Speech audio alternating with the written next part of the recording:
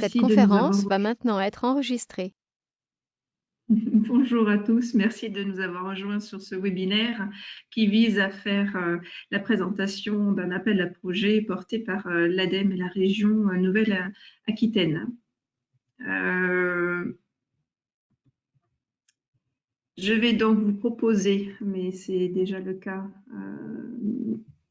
de couper vos micros si vous risquez d'avoir une mauvaise connexion Internet, de supprimer votre vidéo pour pouvoir se concentrer uniquement sur la présentation. Et puis, sachez que ce webinaire est enregistré et qu'il sera donc disponible à la rediffusion. Nous avons également donc un petit chat pour poser toutes vos questions. Voilà, je crois que j'ai dit tout ce que j'avais besoin de dire. Nous avons nos deux intervenants, c'est parfait, on va pouvoir démarrer. La façon dont nous avons construit ce petit temps d'échange, il devrait durer 1 heure et va se structurer finalement en 3 fois 20 minutes. On va d'abord vous proposer de revenir sur le dispositif ETNA, donc porté par l'ADEME et la région Nouvelle-Aquitaine. On reviendra également sur le retour d'expérience de 2 porteurs de projets pour faire le lien avec les attendus du dossier de candidature. Et on terminera nos dernières 20 minutes sur un jeu de questions-réponses. Nous avons avec nous Hélène. Je vérifie une dernière fois, mais je n'ai pas encore vu de représentant de la région, à moins que je me trompe. Mais il ne me semble pas. Non. Du coup, Hélène, est-ce que je peux te laisser la main pour faire cette petite introduction pour revenir un petit peu sur le contexte de cet appel à projet? Merci. Ouais, ok. Bonjour à tous. Alors, vous avez mon profil, c'est cette caméra-là qui est orientée. Donc, bonjour à tous. Moi, je suis Hélène Sanchez de l'ADEME.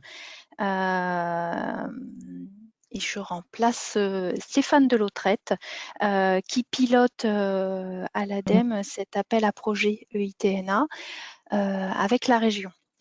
Nous avons lancé ADEME Région cet appel à projet EITNA pour développer les démarches, les initiatives d'écologie industrielle et territoriale, EIT, il y a 2 années maintenant. Attendez, j'arrête ça. On avait déjà sur nos territoires quelques initiatives en Nouvelle-Aquitaine et l'idée avec cet appel à projet, c'est d'appeler des nouvelles démarches pour essayer de couvrir le territoire de la région Nouvelle-Aquitaine avec différentes démarches d'écologie industrielle et territoriale qui peuvent prendre plusieurs formes avec des profils de territoire et des profils d'acteurs différents. L'idée de la présentation d'aujourd'hui, c'est de vous présenter le dispositif d'accompagnement que propose l'ADEME et la région pour essayer de susciter l'intérêt et d'initier des nouvelles démarches sur des zones qui sont encore vides de démarches de IT. Si jamais il y a des porteurs de projets, des structures qui sont intéressés pour travailler sur l'EIT, sur des territoires où il existe déjà des démarches, nous, on vous dirigera vers les initiatives qui sont déjà en place. Qu'est-ce que je pourrais rajouter d'autre? Je pense qu'on va revenir sur le sujet plus en détail de l'EIT, le principe étant de susciter des démarches collectives avec des acteurs privés et des acteurs publics à l'échelle d'un territoire à définir et de susciter et développer des échanges et des synergies entre ces différents acteurs. Voilà, donc l'accompagnement qu'on propose à travers cet appel à projet peut prendre plusieurs formes suivant l'état d'avancement des nouvelles démarches qui nous sont proposées. Et on s'appuie pour cela. Oui. Pardon, j'allais te guider avec la diapositive sur les objectifs finalement que vous aviez inscrit dans l'appel à projet en Ouais, termes de d'accord. synergie, de création d'activités. Ouais, et ben, diapo tout à fait adapté. Les objectifs, donc j'en ai parlé, c'est de créer des synergies entre acteurs, des échanges de flux entre acteurs publics et privés, que ce soit pour avoir une gestion optimisée de nos ressources et aussi pour essayer d'améliorer la compétitivité en adaptant les procédés industriels des uns et des autres. On essaye aussi de développer le partage d'équipements et d'infrastructures, de créer des activités intermédiaires justement pour essayer de développer ces échanges et ces synergies, adapter ou mettre en œuvre des nouveaux procédés de valorisation de la matière. Alors valorisation, ça peut prendre la forme du réemploi, ça peut prendre la forme du recyclage. L'idée globale, c'est d'aller, je vous disais, dans une gestion optimisée de nos ressources et d'aller dans le sens d'une réduction des déchets. Et le dernier point, c'est de développer des démarches pérennes de coopération entre acteurs de filières diversifiées. L'idée, c'est de vous accompagner à définir et à monter ces opérations tout en gardant l'idée d'une idée de démarche qui devienne à terme autonome également. Ok, je développe ça, je développe aussi ça. C'est comme Ouais, Hélène, c'est comme tu le sens. C'est comme tu le sens, mais c'est vraiment pour revenir sur ces éléments qui sont importants puisque voilà, finalement tous les lauréats retenus dans l'appel à projet vont concourir à l'atteinte de ces objectifs chiffrés d'accord. définis Ok. conjointement par l'ADEME et la région. Ouais, d'accord. Alors, est-ce que je les reprends les uns à la suite des autres? Je m'interroge. En tout cas, c'est ça, c'est les objectifs chiffrés que Mm. l'ADEME et la région se sont fixés avec le déploiement de l'EIT à l'échelle de la Nouvelle-Aquitaine. Des objectifs chiffrés en termes de synergie, ça j'en ai parlé, donc synergie entre acteurs impliqués, des objectifs en termes de nombre d'acteurs impliqués à travers ces différentes démarches, ce que les synergies mises en œuvre peuvent représenter en termes de réduction de CO2 émis, en termes de matières valorisées, hein, sous différentes formes, du réemploi, du recyclage, les déchets des uns qui deviennent les ressources des autres. Donc ça, c'est de la matière valorisée. Ce que ça représente aussi en termes de bénéfices économiques, c'est aussi un des points importants de l'EIT, c'est d'essayer, à travers ces nouvelles organisations, de gagner aussi en compétitivité et en productivité. Donc, cet objectif chiffré en euros, il est aussi important à mesurer. Ce que l'EIT aussi apporte en termes d'emplois créés, emplois maintenus aussi, à travers ces démarches. Les nouvelles activités et des redynamisations, je suppose que c'est pour des zones qui seraient un peu en perte de vitesse ou en déclin, où on cherche à redynamiser ces territoires. Et puis, des nouveaux projets, des innovations qui peuvent aussi émerger de ces différentes démarches.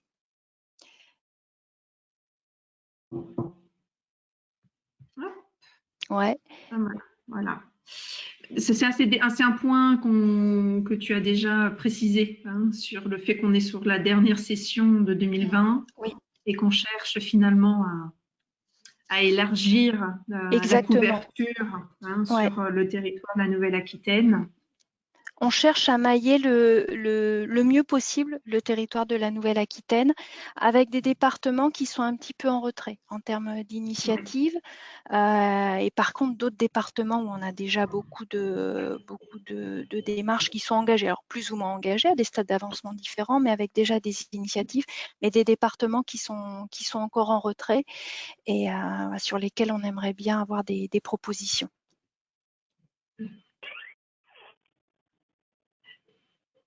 Ce que je te propose éventuellement, c'est de reprendre la main pour entrer plus concrètement dans ce dispositif et Ouais. comment il est construit et quel service finalement il apporte, à moins que tu aies un petit complément, Le complément, c'était pour faire la transition. Justement, cet appel à projet, il prévoit plusieurs niveaux d'accompagnement, niveau 1, niveau 2, niveau 3. Là, c'est la diapo qui vous est présentée.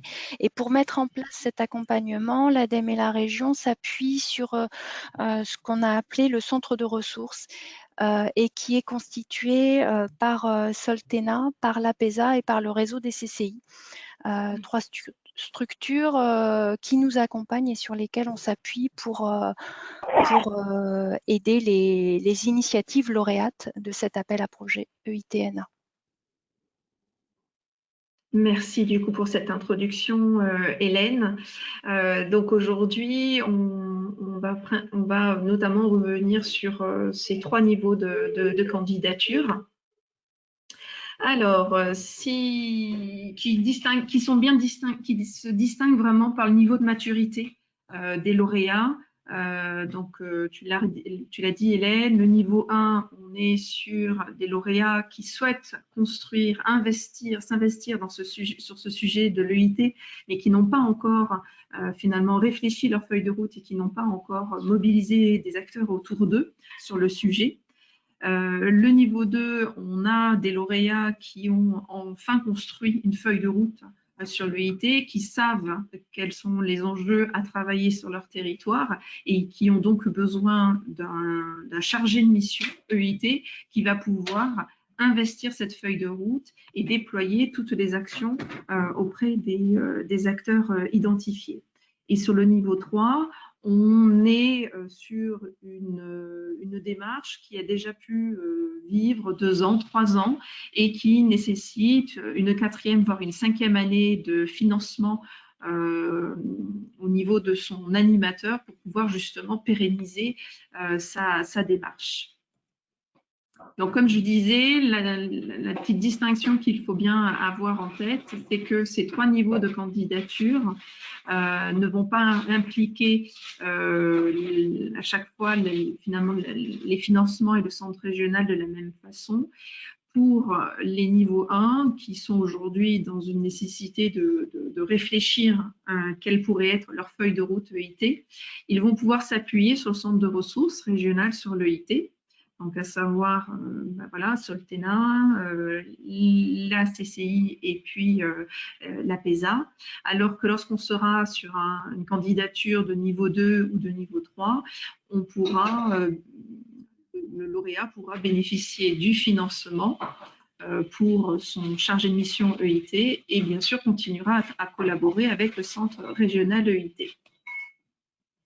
Je vais revenir plus particulièrement sur le parcours du lauréat de niveau 1, donc celui qui a à construire sa feuille de route EIT. Ça va démarrer, on va dire déjà par un dépôt de candidature auprès de l'ADEME et de la région. Je vous rappelle, la dernière date sera le 30 novembre 2020. Une fois que sa candidature sera retenue, il va rentrer dans un dispositif à la fois collectif et individuel qui est donc porté par le centre de ressources EIT. Le tout premier temps auquel vont être conviés les nouveaux lauréats de niveau 1, ça va être un atelier de lancement où on va tout simplement tous se présenter et nous, en tant que centre de ressources, on va pouvoir vous présenter quelle est la méthode, on va dire, préconisée pour pouvoir construire cette feuille de route. Au lendemain de cette réunion collective, une réunion individuelle sera organisée entre l'équipe projet donc du lauréat et l'équipe du centre de ressources. Ceci afin de revenir sur le dossier de candidature de niveau 1, revenir sur la méthode exposée et l'adapter et puis prévoir un rétro-planning pour toute la démarche de construction de la feuille de route de ce lauréat. Derrière, on arrivera sur un deuxième temps collectifs. Et vous voyez qu'on insiste sur les temps collectifs parce que l'idée derrière cet appel à projet ETNA, c'est aussi de finalement animer toute une collectivité, toute une communauté d'animateurs dédiés à l'EIT. Il s'agit aussi d'assurer la montée en compétences de ces animateurs EIT et rien de tel pour ça que le partage, que la mise en commun des questionnements et des retours d'expérience. Donc là, on aura un deuxième temps collectif qui se situera peut-être 2 à 3 mois après le premier temps collectif. À noter donc des points réguliers. Je ne vous cache pas qu'en ce moment, les points réguliers sont plutôt par téléphone au vu du contexte sanitaire. On vous suivra bien sûr jusqu'à, on va dire, 1 mois avant votre dépôt de candidature de niveau 2. On s'assurera que vous êtes prêts et que les dernières questions sont levées. Et un point à noter dans cet accompagnement qui vous sera proposé, c'est un appui au-delà d'un appui méthodologique. Il s'agira d'un soutien opérationnel. Alors, je ne sais pas, j'entends une voix, je me demande s'il y a un micro d'ouvert. Non, il n'y a pas de micro. C'est bon, je l'ai coupé. Vas-y, continue. Merci beaucoup, Alex. Du coup, à côté de ce soutien méthodologique, il y aura également un soutien très opérationnel, porté notamment par votre collaborateur CCI, qui pourra vous proposer son soutien à travers, par exemple, la réalisation d'entretiens ou la programmation et l'animation de réunions ou groupes de travail. Voilà. Donc, tout cet accompagnement, il est aujourd'hui organisé pour vous faciliter donc, la construction de votre feuille de route pour vous permettre d'arriver à un dépôt de candidature de niveau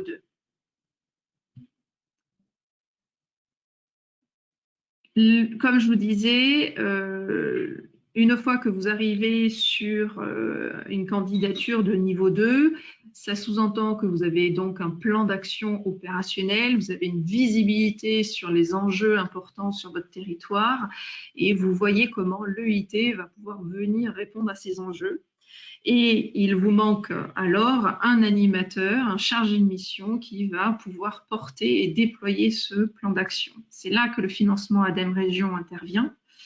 Celui-ci va être dégressif, c'est-à-dire que sur la première année, on va être sur une aide qui est plafonnée à 70%, puis la deuxième année à 60%, troisième année 50%, ainsi de suite, jusqu'à la cinquième année à 30%. Avec un coût maximum pris en charge de 50 000 € par an pour ce chargé de mission. Et il y a quelques dépenses externes. Alors, il y a un S et puis pas un une petite faute de frappe, vous nous excuserez, et des dépenses externes qui sont également prises en charge à hauteur de 6 000 €. Il est important de garder en tête que les autres dispositifs de soutien de l'ADEME et la région, les accompagnements dits traditionnels restent accessibles, on va dire, aux porteurs de projets et seront vus au cas par cas.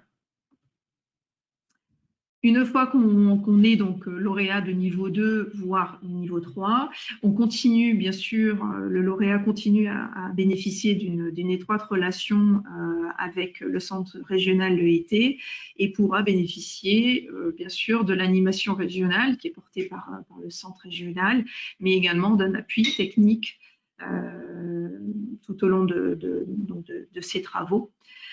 Il est à noter qu'on a également prévu de porter une animation spécifique aux apporteurs de solutions. Et le centre régional est aussi finalement celui qui va venir regarder les résultats portés par chacun des lauréats pour pouvoir consolider à l'échelle régionale finalement l'ensemble de ces indicateurs, de ces objectifs qui vous ont été présentés tout à l'heure en termes de tonnes de CO2 évitées, de matière, de tonnage de matière recyclée, on viendra consolider les résultats de l'appel à projet régional. Tout à l'heure, on vous indiquait qu'il y a déjà donc un certain nombre de lauréats qui ont concouru dès l'année 2019 à cet appel à projet. Ils sont au nombre de 19, si je ne me trompe pas. Vous voyez sur cette carte comment ils sont répartis. Il y a un petit code couleur pour vous indiquer lesquels sont encore de niveau 1, lesquels sont passés en niveau 2 et lesquels sont également en niveau 3. Nous avons démarré l'appel à projet, on avait une majorité de niveau 1 et sur cette année 2020, on a eu pas mal de lauréats niveau 1 qui ont pu basculer en niveau 2. Et vous avez donc sur le tableau, on va dire sur la droite, l'ensemble des noms des démarches et ainsi que les porteurs de projets et les territoires couverts. Donc là, on revient un petit peu sur ces zones blanches où on aimerait bien susciter l'envie de nouvelles candidatures pour cette session de novembre 2020. Alors, concrètement, ce dossier de candidature pour le lauréat de niveau 1, il est constitué de quoi? Vous allez voir, finalement, c'est un dossier qui est tout à fait accessible. On va vous demander sur ce dossier, bien sûr, de vous présenter, d'écrire le territoire sur lequel vous êtes implanté, de revenir sur les différentes actions environnementales qui ont déjà été mises en œuvre et dans lesquelles finalement l'EIT va devoir s'inscrire. Et il est important aussi que vous puissiez revenir sur les moyens techniques et humains qui vont être mobilisés pour construire votre feuille de route EIT. Parce qu'on est bien conscient que tant que vous êtes lauréat de niveau 1, vous n'avez pas encore ce futur animateur EIT et il faut bien du coup arriver à composer avec vos moyens actuels pour pouvoir animer cette réflexion d'une future feuille de route sur l'EIT. Il est important aussi de comprendre quels sont les partenaires ou parties prenantes avec lesquelles vous imaginez travailler, collaborer, parce qu'il est important de s'assurer finalement de cette facilité d'accès à tout un réseau d'acteurs pertinents sur votre territoire. Et puis bien sûr, on vous demandera de vous expliquer sur vos objectifs, sur vos ambitions par rapport à l'EIT. Le dossier est un dossier dématérialisé qui sera accessible sur le site de l'ADEME. Alors, je me suis amusée à vous remettre adem.fr. Il y a un petit onglet « Appel à projet ». Et donc, il n'est pas encore accessible. J'ai vérifié aujourd'hui, il n'est pas encore accessible, mais devrait l'être très, très prochainement. On a fini les 20 premières minutes. Et ce que je vous proposerai maintenant, c'est finalement, Alex, de te redonner la parole et de bénéficier du retour d'expérience de 2 anciens lauréats de niveau 1 pour revenir sur leur expérience à nos côtés. Parfait, merci beaucoup Magali. Oui, donc l'objectif, voilà, c'était de voir un peu plus d'un point de vue théorique, en fait, qu'est-ce qui était attendu dans cette candidature de niveau 1, et maintenant de vous montrer finalement 2 territoires qui ont réussi brillamment leur niveau 1, puisqu'ils étaient inscrits l'année dernière en niveau 1, et puis finalement ils ont déposé depuis une candidature de niveau 2 et ont été acceptés. Comment on a choisi ces 2 territoires? Parce que vous avez vu sur la carte qu'on avait un grand nombre de territoires. On a essayé de prendre un peu 2 approches un peu différentes pour vous montrer un peu que l'accompagnement est vraiment adapté à chaque territoire, et donc on va avoir d'un côté le Grand Châtellerault avec un territoire plus industriel, avec des industries vraiment concentrées autour de la ville, et avec porté par une communauté d'agglomération, donc avec une double compétence à la fois économique et déchets. Et à côté de ça, et on va commencer par Marion, le CMOCTOM, donc un territoire plus rural et donc porté par un syndicat de déchets. Ça vous permettra, je pense, d'avoir un panel assez intéressant et diversifié en termes de témoignages. Alors, sur les témoignages, on leur a posé un peu 4 grandes questions. Premièrement, essayer de présenter le territoire pour que vous ayez un peu un meilleur aperçu de sa composition. Et après, on leur a demandé pourquoi ils avaient répondu à l'appel à projet Etna. Qu'est-ce qu'ils ont réalisé durant cette phase 1 et qu'est-ce que ça leur a permis comme développement de plan d'action en vue de la phase numéro 2. Et enfin, comment ils ont pu s'appuyer sur le centre de ressources pour mener à bien leurs actions. Mais du coup, moi, je ne vais pas en dire plus. Je vais peut-être laisser la parole directement à Marion pour qu'elle nous présente un peu la démarche du CMOCTOM. Oui, bonjour à tous. Donc, Marion Martret, je suis chargée de mission au CMOCTOM, chargée de mission économie circulaire et animatrice EIT. Le CMOCTOM, c'est donc un syndicat qui est en Gironde, sur l'Entre-deux-Mers, à proximité de la métropole bordelaise. C'est un territoire qui couvre 85 communes, entre 105 et 110 000 habitants en fonction de comment on compte, et un territoire qui est un peu coupé en deux, avec une zone à l'est très rurale et une zone à l'ouest proche de la métropole, qui est beaucoup plus dense en entreprises, en habitants, en structures, voies, liaisons routières, etc. Et le CMOCTOM, donc syndicat de déchets, à compétences collecte et traitement sur les ordures ménagères, donc bien les déchets des ménages. Et en théorie, la partie entreprise ne rentre pas en ligne de compte dans nos actions premières.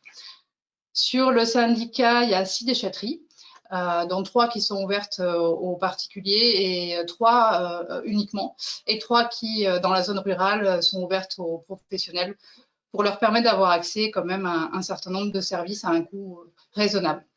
Oui, tu peux changer, merci Alexandre. Ou Magali, je ne sais pas qui. Et donc, pour revenir sur l'historique de notre candidature Etna, à partir de 2010, le CMOCTOM a signé un PLP et qui a engagé le syndicat dans plusieurs actions vraiment centrées sur nos métiers propres, d'abord sur le développement des filières de recyclage et sur la mise en place de diverses actions de sensibilisation, essentiellement axées grand public et éventuellement collectivité, mais pas vraiment plus que ça à ce moment-là. Puis en 2015, on a signé un codec dans le cadre du territoire zéro déchet, zéro gaspillage. Et là, on a ouvert nos actions sur d'autres piliers de l'économie circulaire. Et dans ce codec, il y avait un engagement de 2 démarches d'EIT. Donc pour le coup, là, on était vraiment sur une initiative qui était difficile pour le syndicat dans la mesure où le contact avec les entreprises, ce n'était pas notre métier. On n'avait aucun relationnel particulier avec eux. Donc, à mi-parcours, on s'est adjoint l'aide de la CCI. On a contractualisé avec eux pour leur demander de l'aide sur 3 sujets, sur une étude des déchets d'activité économique sur notre territoire, pour en savoir un peu plus en matière de déchets, ça reste quand même notre métier, sur la partie pro, et pour nous accompagner sur le volet prévention déchets, toujours entreprise, que ce soit sur des ateliers collectifs ou sur de l'accompagnement individuel. Et enfin, le dernier point, c'était de nous aider quand même à finaliser ces démarches EIT qui restaient un objectif en soi pour notre territoire zéro déchet, zéro gaspillage. Et il se trouve que dans l'agenda, à la fin de notre parcours territoire zéro déchet, zéro gaspillage, l'appel à projet Etna a vu le jour à ce moment-là. Donc, ça fait partie des lois du télétravail. J'ai missionné mon fils pour choper le chien, je suis désolée. Donc oui, en 2019, on présente une candidature niveau 1. Pourquoi? Parce que du coup, nos initiatives en matière d'EIT dans le cadre du territoire zéro déchet, zéro gaspille, c'était assez compliqué. Et on a eu beau avoir l'aide de la CCI, on avait clairement du mal Il faut que j'aille au chantier.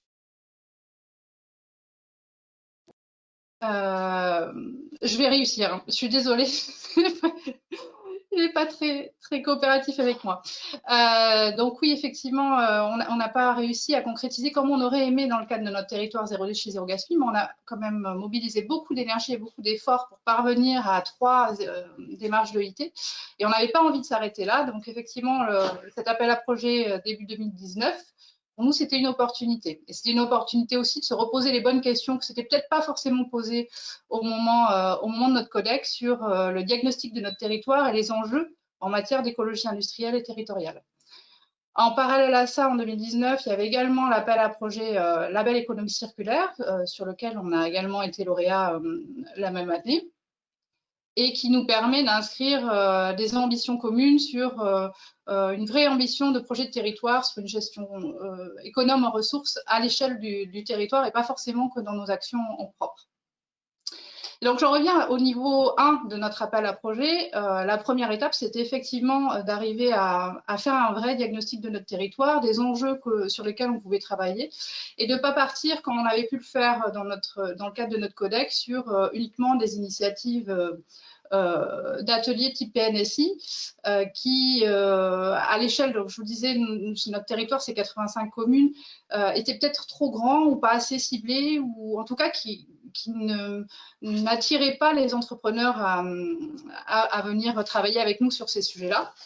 Le diagnostic nous a vraiment permis ça, de cibler des enjeux. Donc, on a ciblé 4 enjeux différents, 2 enjeux gisements, des gisements qui étaient à la fois importants sur la partie déchets d'activité économique, mais également qui étaient importants pour nous en tant que syndicat de déchets, parce que c'était les mêmes gisements que l'on retrouvait comme les gisements importants dans nos métiers en propre.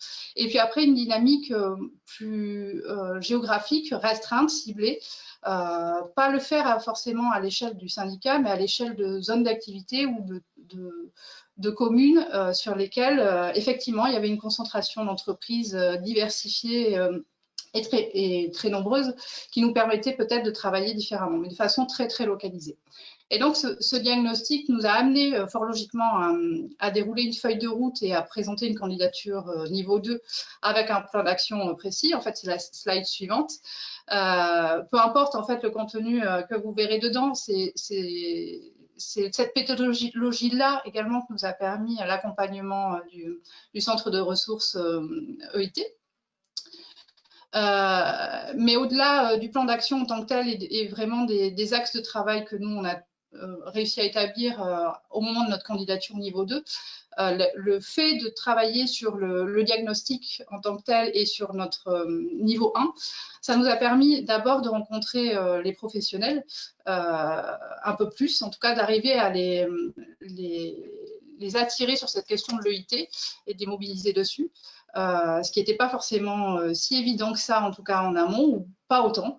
De mobiliser également nos élus, parce qu'au moment où on a candidaté au niveau 1, certains de nos élus se sont dit « mais c'est pas notre métier, pourquoi est-ce qu'on candidaterait sur l'ETNA ça ne correspond pas à nos compétences à aujourd'hui ». Là, ils ont trouvé que finalement, dans les intérêts des professionnels, on allait retrouver une certaine partie des intérêts du syndicat en tant que tel. Et après, dans nos relations aujourd'hui avec toutes les collectivités intra-territoriales, que ce soit nos CDC, que ce soit le pôle territorial qui évolue sur la même aire géographique que nous, on avait très peu de collaboration. On écoutait un peu ce que faisait l'autre, mais sans forcément collaborer ou co-construire des choses ensemble. Et ce niveau 1 nous a permis de réfléchir à la façon dont on pouvait travailler ensemble. Et le passage au niveau 2 et même maintenant les nouvelles élections et la nouvelle mandature va nous engager dans un travail différent que nous a permis vraiment ce niveau 1. On ne l'aurait certainement pas fait comme ça si on n'avait pas pris le temps de poser une candidature en niveau 1 avant de présenter la candidature en niveau 2. Voilà pour moi. Merci beaucoup Marion. Ce que je vous propose, c'est que si vous avez des questions, vous les gardiez de côté, qu'on passe à Fabien, et comme ça on va essayer de concentrer toutes les questions en même temps. Du coup, voilà, je vous propose faire un petit bond dans le nord et d'aller jusqu'à Châtellerault, où Fabien va nous présenter un peu ce qui a été fait en niveau 1. Bonjour à tous. Est-ce qu'on m'entend bien déjà pour commencer? Impeccable. Impeccable, super, ok. Alors du coup, donc Grand Châtellerault qui est situé en Nord-Vienne, donc au-dessus de Poitiers. C'est un territoire qui est doté de 47 communes avec 84 390 habitants. Ce territoire a notamment 3 compétences.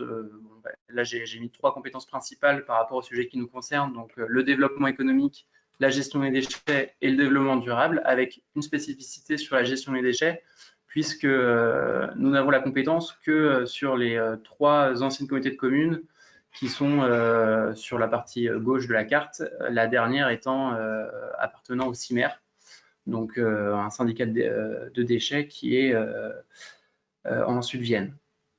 Donc c'est un territoire, comme tu le disais, industriel autour de la ville-centre, donc autour de Châtellerault notamment, et majoritairement à dominante rurale sur le reste du territoire, avec, pour nuancer, quelques industries quand même sur d'autres.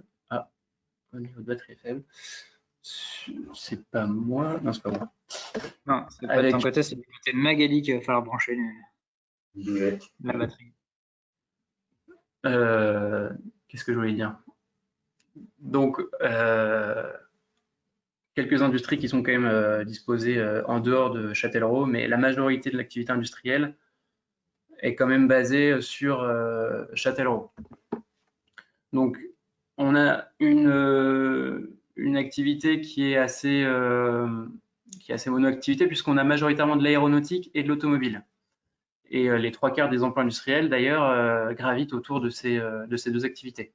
Pour autant, on va avoir d'autres secteurs comme le textile, comme le papier toilette, ou alors encore la confiserie avec Carambar & Co, qui vont permettre de diversifier cette activité et en faire un territoire assez intéressant pour l'écologie industrielle.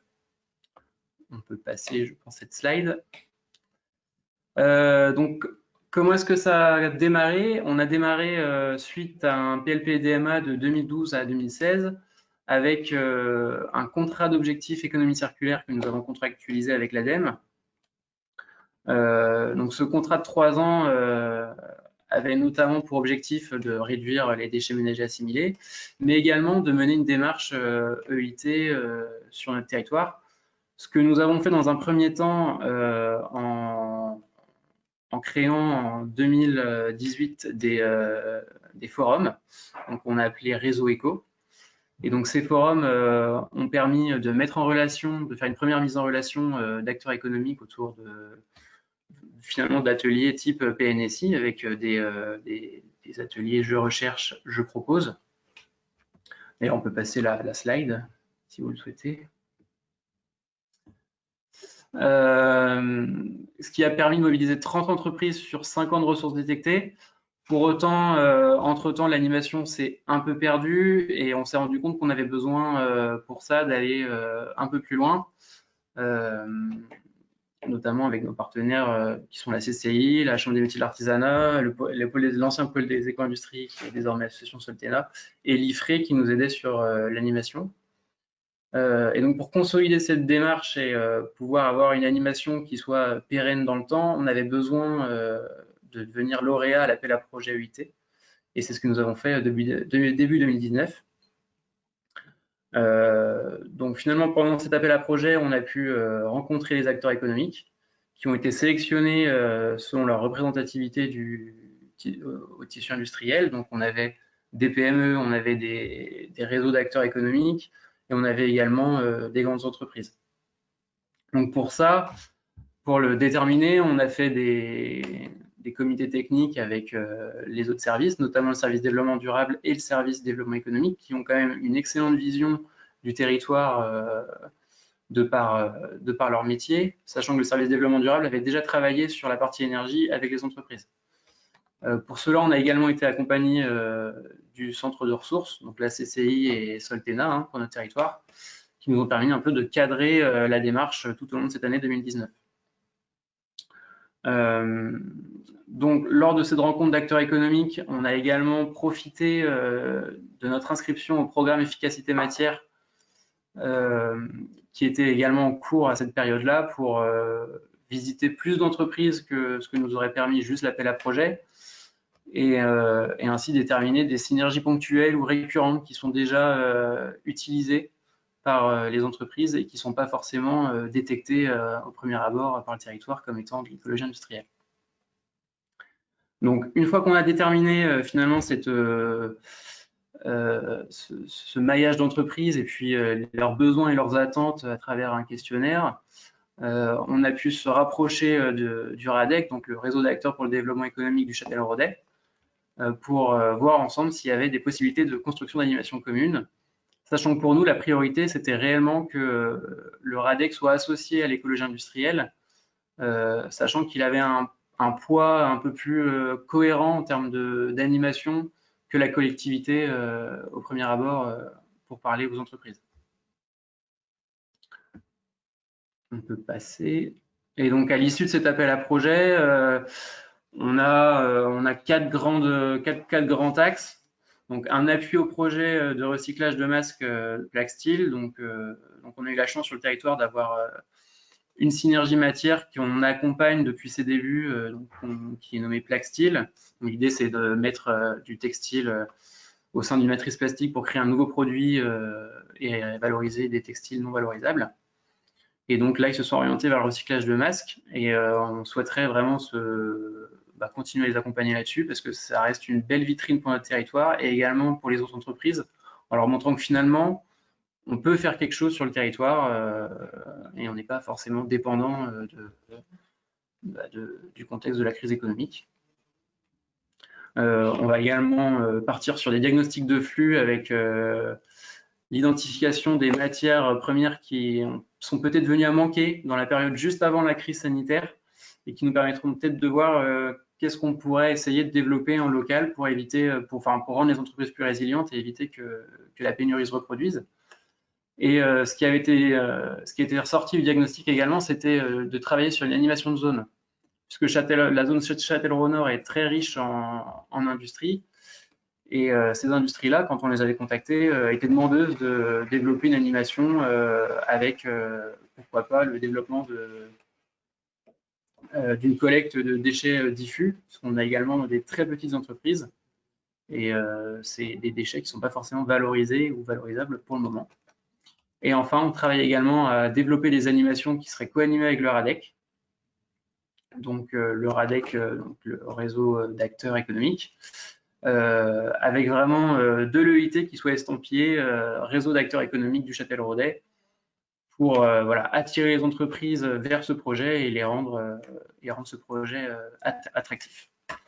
Donc finalement, ce qu'on peut dire en conclusion, c'est que on peut passer la slide.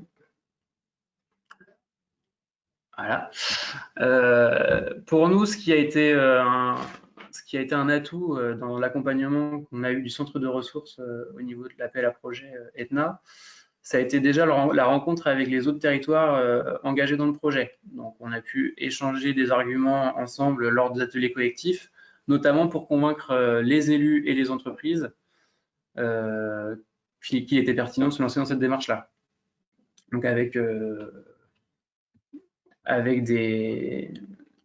on va dire des petites astuces finalement pour réussir à convaincre assez facilement les entreprises et les élus là-dessus. Ça nous a également aidé à la structuration du plan d'action, puisque tout au long de cette année, on a été accompagné au fur et à mesure par la CCI et le centre de ressources et Soltena sur cette thématique. Et on a également co-construit ensemble le questionnaire qui a ensuite été proposé aux entreprises et aux acteurs économiques du territoire.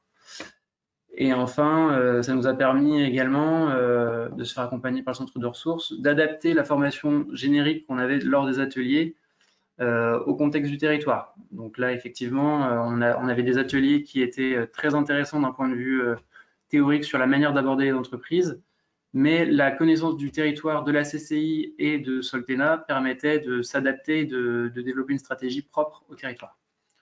Voilà, c'est tout pour moi également sur la partie Grand Châtellerault. Parfait, du coup, merci beaucoup Fabien. Voilà, globalement par rapport aux deux territoires, ce qu'on voulait vraiment vous montrer, voilà, c'est des approches qui sont quand même différentes, où on essaye au niveau du centre de ressources et toute cette phase de niveau 1 vraiment de s'adapter à chaque territoire, même si voilà, on retrouve un certain nombre de similitudes. Dans chaque territoire, on va essayer d'identifier ce qui peut être fait via des approches filières sur l'ensemble du territoire, voire en relation et en partenariat avec des territoires voisins lorsque c'est possible.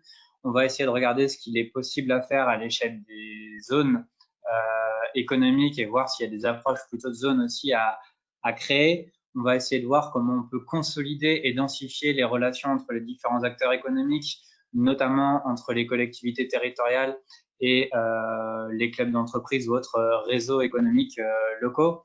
Mais à chaque fois, vraiment, on va repartir de l'existant, de ce qui a déjà été fait, de ce qu'a envie de faire le territoire, et on va essayer de co-construire finalement une feuille de route avec le porteur du projet durant toute cette phase de niveau 1 pour aboutir à un plan d'action qui soit vraiment conforme un peu au territoire et vraiment adapté en termes de méthodologie de niveau 2. La méthodologie sera vraiment aussi par la suite adaptée au territoire et unique pour chaque territoire. On aurait pu vous présenter d'autres projets et vous montrer que finalement eux aussi ont encore eu des méthodologies et des plans d'action différents.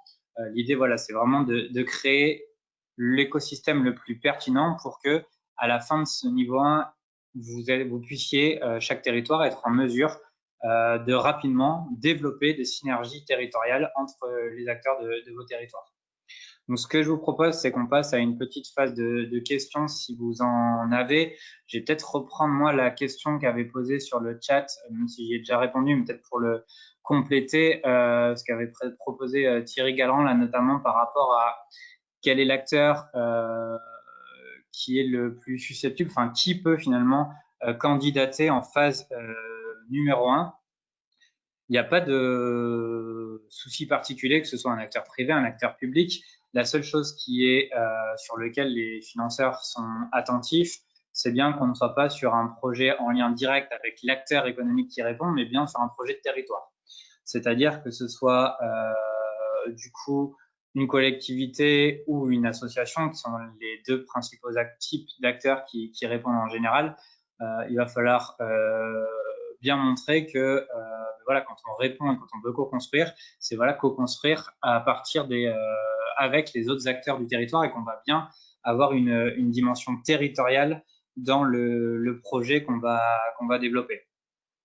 Et après, dans toute cette phase 1, un des gros travaux, c'est d'identifier quel est le porteur qui sera le plus légitime pour derrière porter la démarche en niveau 2. Donc, on peut aussi très bien imaginer que ce soit la collectivité qui impulse et que dans ce niveau 1, on trouve un autre acteur type associatif, pour vous montrer les deux acteurs, qui soit vraiment légitime pour porter derrière et que du coup, le dépôt de candidature de niveau 2 soit assuré pour ce projet-là, non plus par la collectivité, mais par une association. En fait, vraiment, tout est possible tant qu'on voit une vraie cohérence territoriale dans la structure qui répond à l'appel à projet. Alors, si vous avez des questions, ce que je vous propose, c'est peut-être vous pouvez rouvrir votre micro, vous présenter rapidement et puis poser votre question soit au centre de ressources, soit à l'ADEME, soit aux deux territoires qui viennent de nous présenter un peu leur démarche de niveau 1.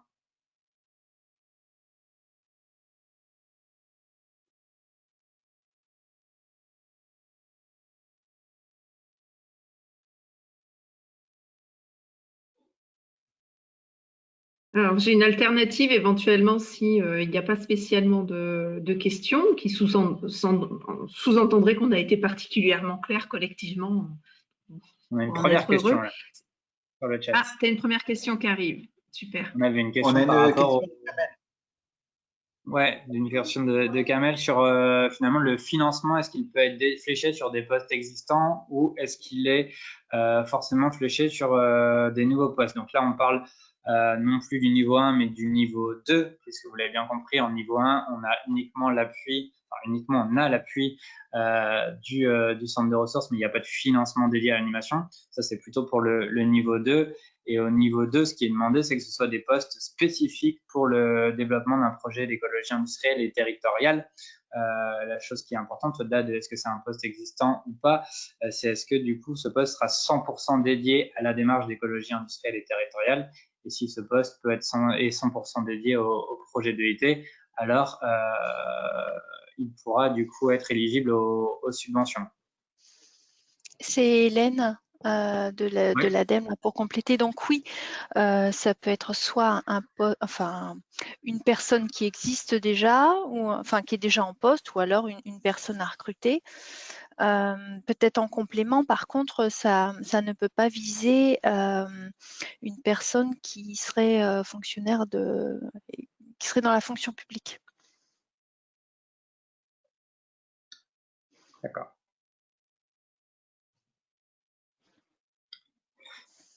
Du coup, Magali, je te propose de retenter ta transition. Elle fait venir les questions. C'était tout simplement on n'a pas fait de tour de table et donc je me serais proposé éventuellement là de mobiliser les dernières minutes pour finalement voilà, faire un petit tour de table et que les territoires ou associations qui sont donc avec nous là sur ce webinaire puissent nous dire s'ils sont donc convaincus et ont l'intention de travailler une candidature ou pas. Ça marche, il n'y a pas de souci, on peut faire ce petit tour de table, c'est une bonne idée. Je vais juste répondre à Thierry, du coup, comme je t'avais dit, tu fais venir les questions, c'est génial. Du coup, est-ce que, donc, ok, oui, l'intérêt de ces démarches, c'est d'avoir un partage multi-acteurs. Et quelles sont les structures qui se sont rassemblées dans d'autres démarches EIT? Grosso modo, d'un point de vue public, on essaye d'avoir les deux compétences, à la fois économiques et déchets. Et ensuite, à partir au niveau des acteurs économiques, c'est diversifié. Justement, on fait un travail au niveau des territoires pour identifier quelles sont les structures qu'il faut à tout prix avoir dans son cercle. Donc, on va s'intéresser aux principaux réseaux économiques qui sont sur le territoire, clubs d'entreprise, mais aussi on va regarder aussi les principales fédérations professionnelles qui représentent un peu les principaux ou les principales activités du territoire. On va essayer de regarder si les quelques entreprises qui sont un peu motrices d'un point de vue économique et qui ont une vraie légitimité économique, mais aussi motrices d'un point de vue économie circulaire et développement durable, qui sont un peu exemplaires sur ces sujets.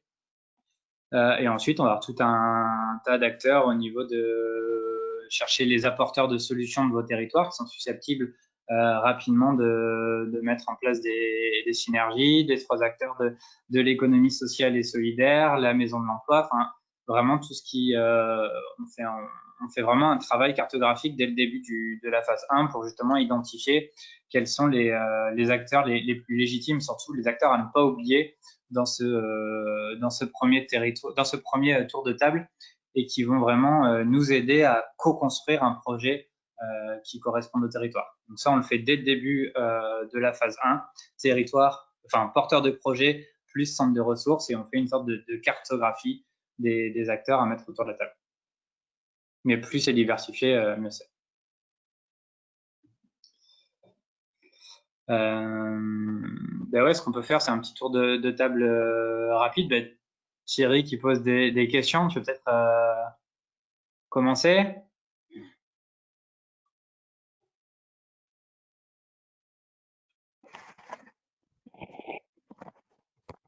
Est-ce que vous m'entendez? Oui, on t'entend tout doucement par contre. Oui, donc je ne sais pas encore si on va répondre à l'appel à projet. On a un peu comme les exemples qui ont été présentés. On a possiblement soit des approches filières, soit des approches par zone d'activité qui sont envisageables. Et moi, j'identifie notamment deux sujets. On a une filière de la déconstruction et du réemploi des matériaux de construction qui commence à émerger sur notre territoire, et il me semble que là, il y a un gros enjeu d'animation, de réseau et de filière, et d'aller chercher notamment les organisations professionnelles et les artisans pour s'associer à la démarche. Et je crois qu'on est vraiment dans une démarche d'écologie territoriale, d'animation. Donc ça pourrait être un premier objet de candidature. Et le deuxième sujet auquel je pense, c'est qu'on a une zone d'activité sur lequel il va y avoir un programme de requalification des bâtiments pour réinvestir les friches.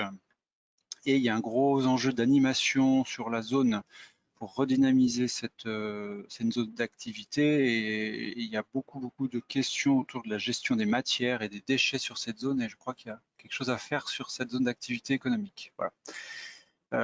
Voilà, la question que j'ai, mais Alexandre le sait, c'est qu'il faut qu'on arrive à mobiliser nos services de développement économique pour s'associer à ce type de démarche, et tant qu'on n'a pas cette envie, c'est compliqué d'y aller sans la compétence économie.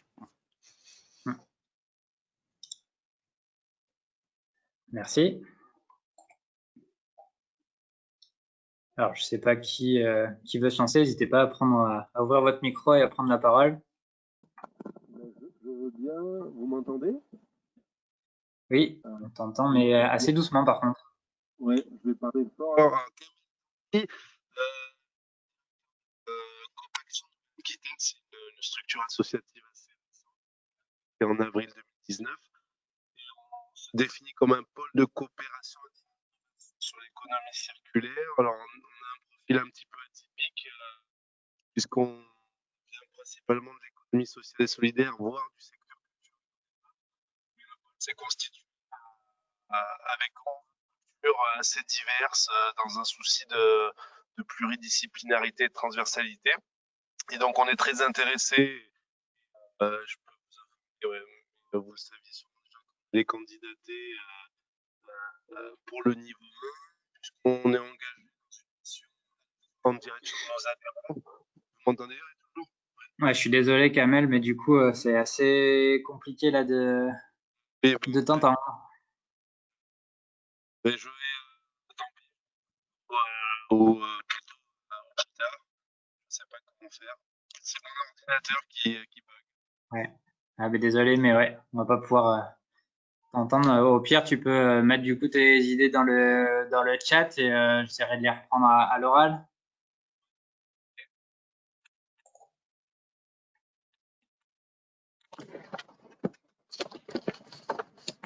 Parfait. Est-ce que, je sais pas, on a par exemple Sandra de Grand Poitiers.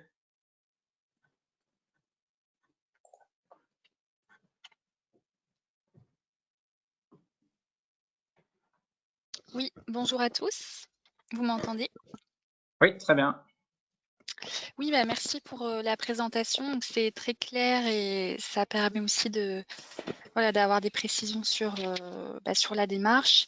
Côté Grand Poitiers, donc on a déjà eu des échanges avec toi, Alexandre, et puis des collègues du développement économique. Donc aujourd'hui, on en est au stade où il faut qu'on statue justement sur le fait de candidater ou pas. Et il faut en effet qu'on ait de nouveau des échanges avec les collègues du développement économique pour notamment définir les porteurs du projet. J'ai peut-être une petite question générale pour les territoires, notamment pour ceux, peut-être les collectivités qui auraient changé d'élus et de gouvernance sur les dernières élections. Est-ce que vous avez un besoin ou non qui est de la communication spécifiquement pour les élus qui soit faite dans le cadre un supplément? Est-ce que ce support de présentation, une fois qu'on vous l'aura envoyé en vidéo, peut vous servir? Voilà. Est-ce qu'il y a un besoin sur ce sujet-là? Nous, je pense que oui, ça peut, si vous avez de la documentation complémentaire ou sur l'EIT, les principes, les fondements, etc., ça pourra compléter cette présentation. Ok.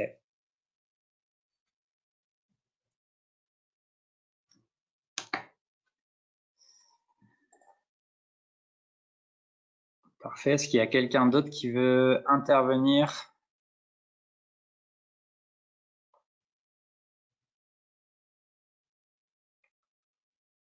Si on a fait le tour des questions, moi ce que je vous propose, c'est que voilà, merci beaucoup du coup Magali. Vous avez l'ensemble des contacts qui sont précisés sur cette slide. Donc à la fois à la région Marie-Christine Bouteau et à l'ADEME Stéphane Delautrette. Vous pouvez aussi à l'ADEME joindre vos conseillers territoriaux habituels sur l'économie circulaire qui pourront aussi faire le lien avec Stéphane.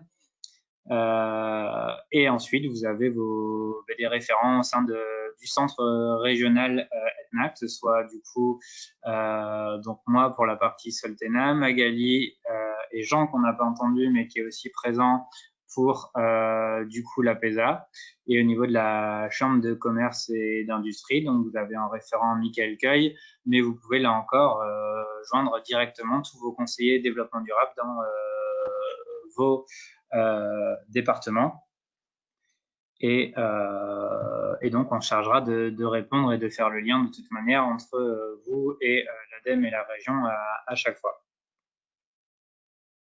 Une dernière question, Alexandre. C'est vrai qu'on ne l'a même pas matérialisé par écrit. On va peut-être le rajouter. C'est que on vous rappelle donc la date butoir pour pouvoir candidater au niveau 1 ou 2 d'ailleurs à l'appel à projet Etna. Ça va être le 30 novembre 2020. Oui, la présentation sera disponible et la vidéo également du webinaire sera disponible pour diffusion, notamment éventuellement auprès de vos élus. Tout à fait. J'insiste sur la date du 30 novembre 2020. C'est la toute dernière date qui est prévue pour répondre à l'appel à projet Etna. C'est-à-dire qu'une fois le 30 novembre passé, il n'y aura plus de candidature de niveau 1 possible. Et pour entrer dans l'appel à projet Etna, il faut forcément entrer par le niveau 1 pour aller au niveau 2. Donc, si vous posez des questions pour entrer dans la dynamique EIT Nouvelle-Aquitaine, il est vraiment important de candidater en niveau 1 au 30 novembre 2020. C'est vrai que dans la logique, ensuite, vous avez un an pour pouvoir finalement réfléchir et monter votre feuille de route EIT. On a vu certains candidats avec la période Covid étaler finalement ce temps de réflexion sur 1 an et demi.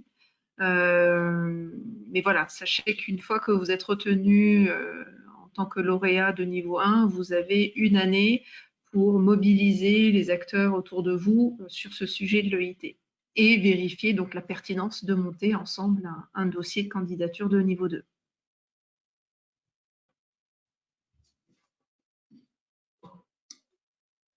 Bon, écoutez, si on n'a plus du tout de questions, on ne peut que vous remercier d'avoir répondu présent à ce rendez-vous. Merci grandement à nos 2 témoins pour leur retour d'expérience. Et au plaisir de vous retrouver tous, je l'espère, à un prochain rendez-vous sur l'EIT. Merci beaucoup, bonne journée.